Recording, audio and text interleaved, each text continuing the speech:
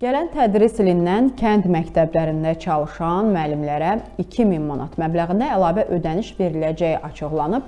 Bu addım bölgələrdə müəllim çatışmazlığını aradan qaldırmaq və kənd təhsilinin keyfiyyətini artırmaq məqsədi daşıyır. Lakin burada sual yaranır. Maddi stimul bu problemləri həqiqətən həll eləyəcəkmi, yoxsa bu da müvəqqəti tədbir olaraq qalacaq? Suallarımızı Azərbaycanın gənc alimi, təhsil mütəxəssisi İlqar Orucov cavablandırıb. Baxaq. Təhsil şəraitini yaxşılaşdırma baxımından bu addım əlbəttə ki, faydalı addım kimi dəyərləndirməlidir. Eyni zamanda təhsilin keyfiyyətini yüksəltmək üçün hesab edirəm ki, həm də kəndlərdə infrastrukturu mütləq şəkildə biz yüksəltməliyik.